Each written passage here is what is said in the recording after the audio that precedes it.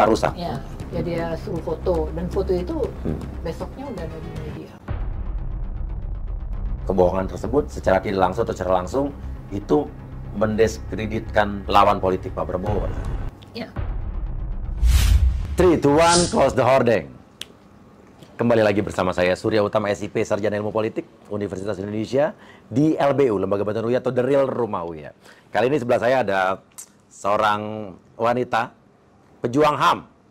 Ingat Marsina? Ya. Tapi terakhir sempat dipenjara gara-gara kasus hoax atau penyebaran berita bohong. Ibu Ratna Sarumpait. Nah, sebelum kita ngomong soal perjuangan HAM, Mbak Ratna, saya panggil Mbak aja ya. Oke. Saya mau nanya nih satu hal, tapi saya harus nanya. Masalah dulu kebohongan yang dibuat Mbak Ratna.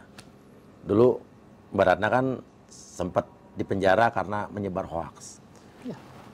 Mukanya lebam-lebam. Dulu pengakuannya adalah Digedung. nah, pada saat itu berita itu keluar, saya juga terus terang marah.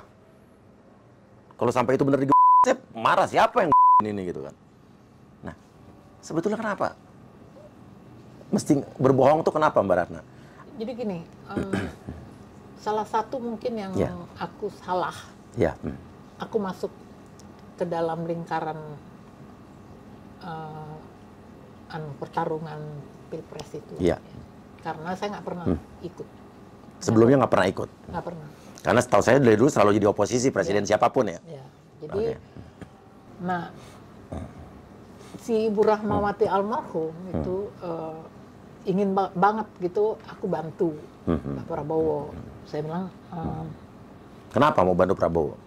dia minta supaya saya, udah kamu kan cita-citanya kembali ke Undang-Undang Dasar 45, ya, ya.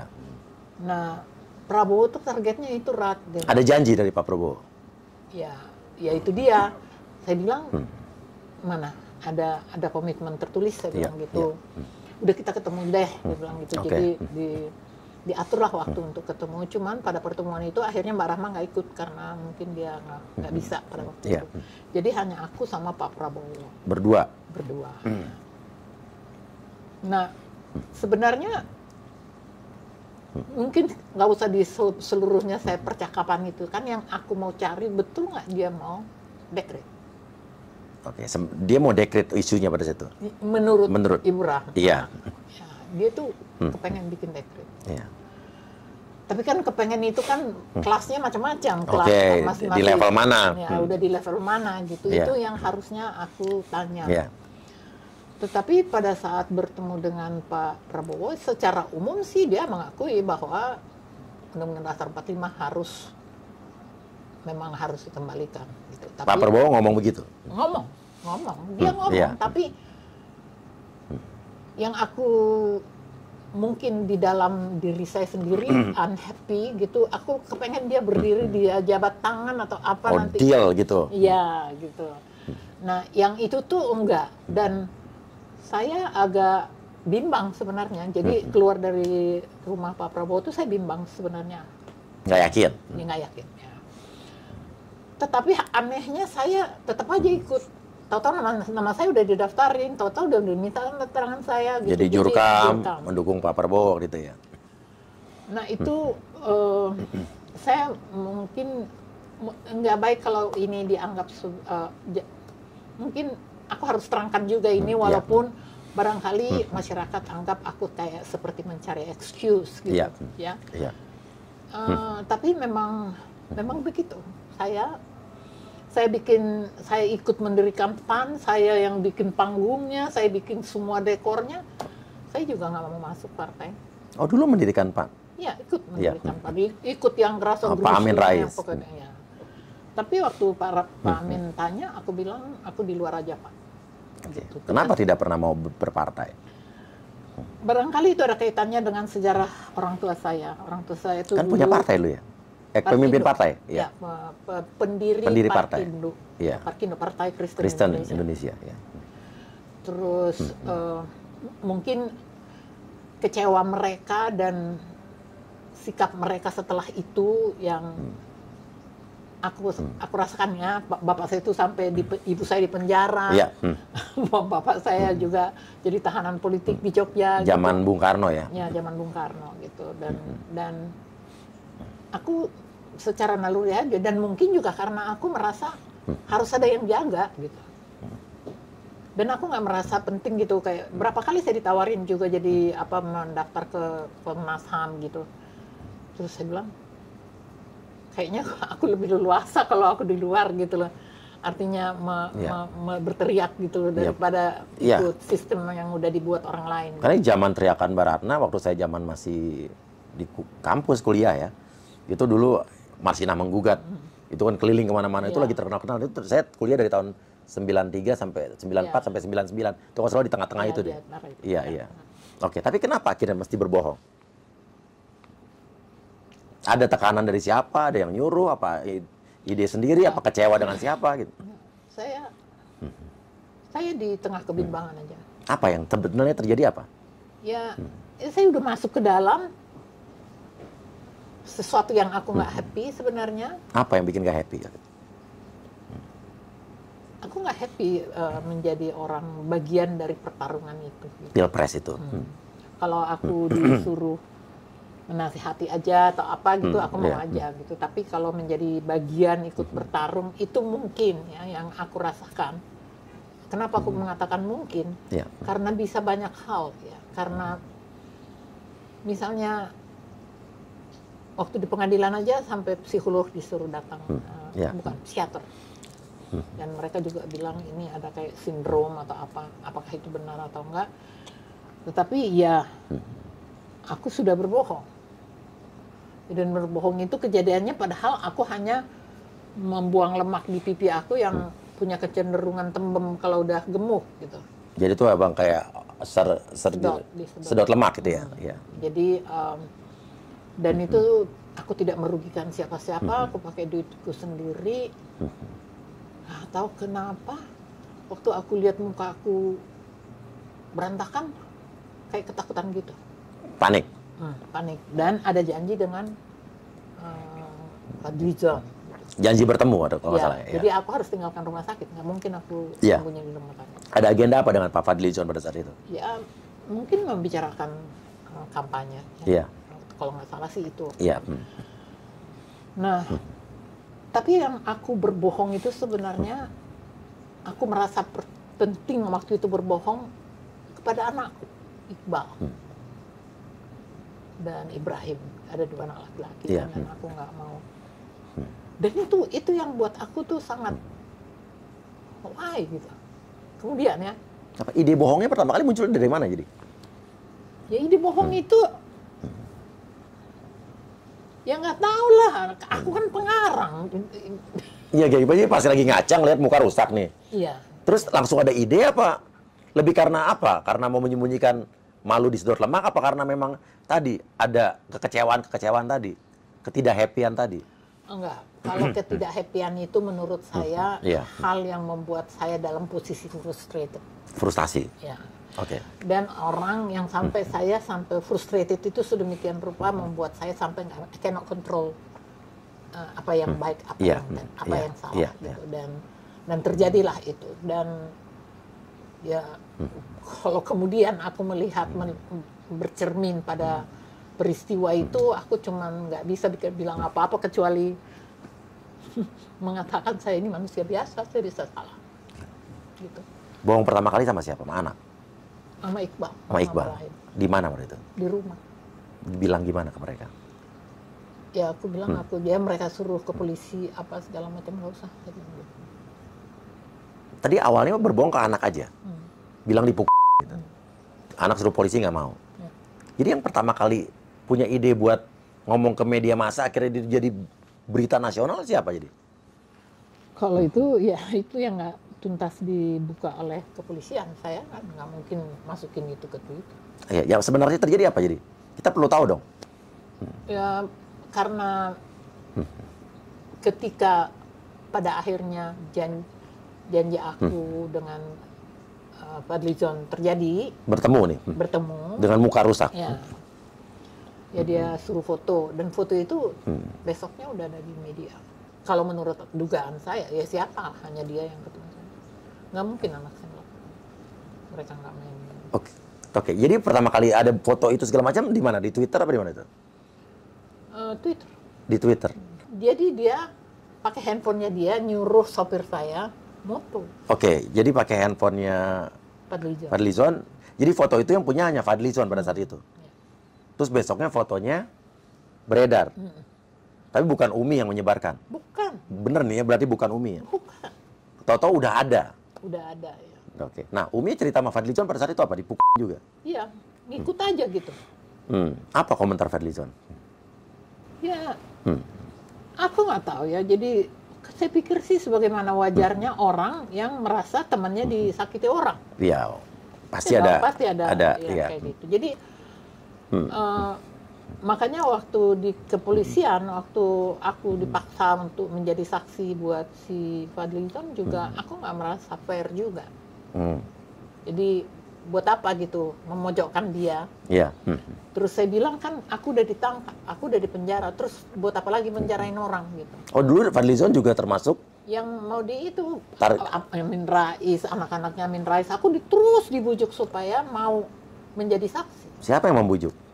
Polisi lah, Polisi membujuk agar, aku mau menjadi saksi. jadi yang dulu targetnya adalah selain Ya nggak tahu ya, mungkin Fadlizon. itu perkembangan dari kebutuhan-kebutuhan politik kemudian ya. Oke, Nggak tahu, itu- tapi Umi Ratna menolak.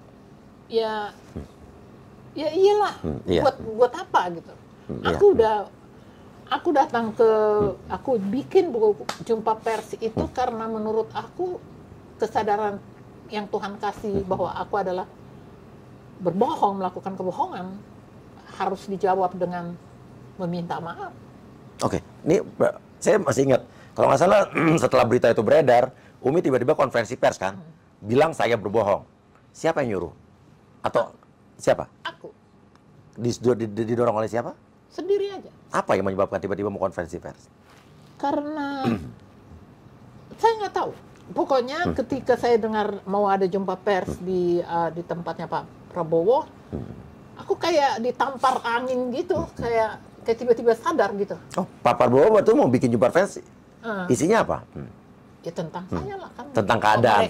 Keadaan saya. Iya. Karena pada waktu itu semua orang berkumpul di situ karena keadaan saya. Oke, Jadi pasti karena itu kan. iya. Terus aku kayak, wah ini udah salah. Tapi kan aku nggak mungkin bilang, nanti dulu salah, karena nggak mungkin gitu. Iya, Nggak- dilema pasti ya. Ya, jadi yang aku bisa lakukan adalah minta izin sama Pak Prabowo, saya nggak ikut, saya pamit. Nggak ikut gitu. press conference mereka. Iya. Terus malah bikin press conference sendiri. Iya dong, karena buat aku harus meluruskan. Sebab kebohongan aku itu nggak masuk akal juga kan. Dan itu bisa membuat perhelatan Pilpres itu jadi makin buruk keadaannya. Sadar nggak Umi Ratna kalau kebohongan tersebut secara tidak langsung atau secara langsung itu mendiskreditkan lawan politik Pak Prabowo pada saat itu? Iya. Dalam hal ini Pak Jokowi kan? Iya. Iya. Dan aku Merugikan mereka. ya, dan aku bahkan even sampai hari ini tetap kok kalau ada orang yang masih menganggap bahwa aku sebenarnya tidak hoax, saya selalu bilang enggak. Tidak ada yang menganiaya saya waktu itu, siapapun. Oke, tapi ini benar-benar ide sendiri, tidak disuruh oleh siapa-siapa ya berarti ya? Iya, Iya, aku oke. Iya, saya penasaran mau nanya itu kan. Iya. Iya, oke. Menyesal nggak Ya, setelah berbohong atau membohongi rakyat Indonesia? iya, termasuk kalau saya juga dibohongin. Kalau saya nggak menyesal, saya nggak mungkin bikin jumpa pers. Iya, iya. Itu satu-satunya upaya yang mungkin aku jangkau meminta maaf pada rakyat. Mungkin Iya. sekarang pun Ya, silakan. aku tetap harus minta maaf. Jadi mohon dimaafkan, dilupakan. Kan saya juga harus terus menjalani hidup saya. Kita semua harus terus Iya. maju. Gitu. Nggak bisa berhenti di satu kasus. Aku udah menerima hukuman. Iya.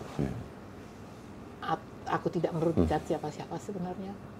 Dan aku sudah minta maaf. Sekali lagi minta maaf. Dan aku minta banget jangan lagi ada yang memperpanjang-panjang ini Iya. seolah-olah kubunya Pak Jokowi itu jahat gitu. Enggak.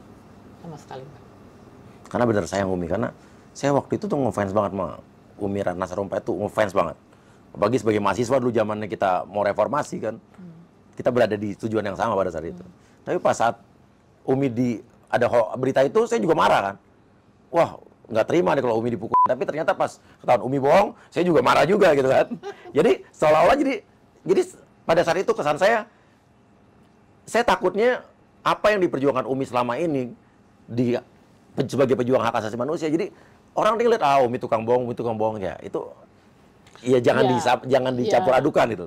Itu resiko itu pasti. Iya, pasti ada kan. Ada penolakan-penolakan ya.